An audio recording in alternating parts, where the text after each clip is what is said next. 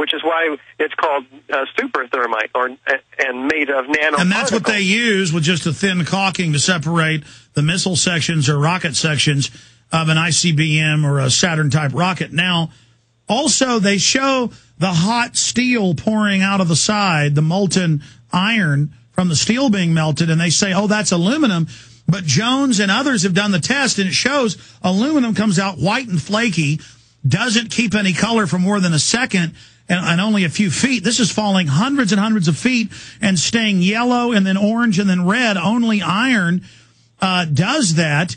And then separately, we have the videos from New York TV of the firefighters saying thousands and thousands of degrees above jet fuel, molten lava, molten steel and iron down in the pits a month after the collapse. 1,800-degree jet fuel can't do that. The firefighters are saying molten iron. Only molten iron can be caused by massive thermite. Yeah, there's no iron in the building, first of all. There's iron in steel columns, of course, but it's an alloy. And what Dr. Jones finds is these previously molten iron chunks, which he's analyzed, are indeed not melted structural steel because there's abundant manganese in them and very little chromium, too. So this is clearly another, an additional component that's not in building materials. And so where did it come from? Well, it could only come from thermite. Thermite's byproduct is molten iron. All of the evidence is supporting the controlled hypothesis theory. Well, we normally take calls on the show, but I've been so busy with this information we haven't. But we'll take a few calls for Richard Gage straight ahead, 888-201-2244, 888-201-2244. In the final segment with our guest, he's on with us for a full hour coming up Wednesday. Direct from Austin, coast to coast, and in your face. You're listening to the Alex Jones Broadcasting Network. Ladies and gentlemen, 2 program notes on Tuesday's radio show. I'm going to have huge breaking news that I'm asking for all of you to join us in. Something very, very important. Huge, breaking, important news that you will be involved in. And it's big, biggest thing we've ever done. Coming up Tuesday. You don't want to miss that. We're going to have some foreshadowing, some idea of it in a post tomorrow at prisonplanet.com and Infowars.com. But then look for it Tuesday. Also, there's a new film. It was the main selection, the winner of this year's South by Southwest, New World Order. And I'm the main featured individual in that. It's now out on DVD with an expanded extras available at Infowars.com. Of course, there's my 2 latest films, government-sponsored terrorism, Terror Storm, and the 9/11 Chronicles, all available at Infowars.com via the safe, secure online video bookstore shopping cart. We also have Richard Gage documentaries and all the great books, T-shirts, and materials that get the word out. I want to take a few calls for our guest coming up here, but in 3 or 4 minutes before we take some final calls, you'll have a full hour with less ads coming up on the Wednesday show. Professor Stephen Jones is also on. Other key points about this piece and this attempt to debunk 9/11 Truth. I mean, if 9/11 Truth wasn't important and wasn't exposing stage terror, the whole pretext the establishment uses for control, they wouldn't be trying to debunk you. Yeah, this is true. This is good news. Let's take it as that, Alex.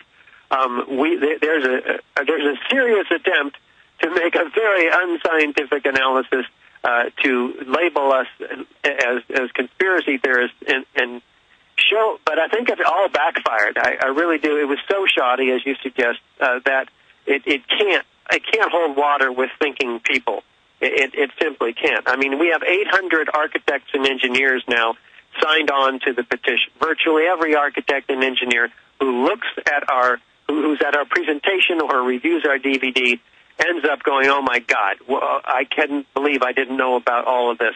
How come I hadn't heard about this? Of course, this makes sense. You're right. And they end up signing our petition. It's pretty extraordinary. I mean, we have incredible response rate, show of hands everywhere we go around the world. Well, that's the big dirty secret, is that every time they do these shoddy hit pieces, it just wakes more people up. It's like they're saying the world is flat, we're saying it's round. They do TV specials saying it's flat. they're discrediting themselves. The question is, why do they keep doing it? They have to respond somehow, and I guess they just don't do a real good job of manipulating. Maybe that's the best they're capable of. It's disturbing that I spend a half an hour to an hour presenting very detailed evidence for all of this stuff, and it doesn't get on. But I've learned to not take it personally and to almost expect it. And we think any exposure like this is better than none, particularly when they help us by doing such a bad job of it. Let's play a short little clip here where they then spend the second half of the piece bumbling and babbling on National Geographic, saying this is what we want to believe and that we're basically delusional. Here it is. Theories.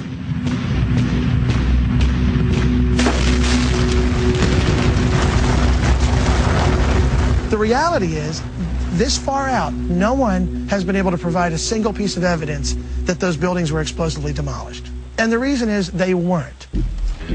By presenting this new evidence to the truthers, they and we might learn more about their theories, their beliefs, and perhaps most importantly, why they want to believe. You take out some of those experiments you paid a lot of money for, but don't prove anything, you're going to have a lot of folks, it is a complete joke. Let's take some phone calls for Richard Gage. John in Louisiana, you're on the air. Go ahead. How you doing, Alex? Good. How you doing, Richard? I would like to ask you, Richard, how long do you think that, because, the nanothermite is very, very small, not very noticeable, how long do you think they could have been present in the towers? It was painted on clearly, and we even know they say unconventional fireproofing was put on, but that's what one of the underwriters with Underwriting Laboratory said here on the show, but go ahead.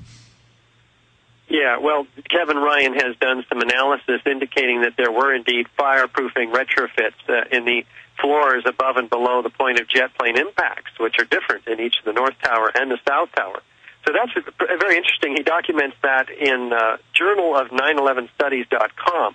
Relative to your question about how long, this stuff's been available for about 10 years.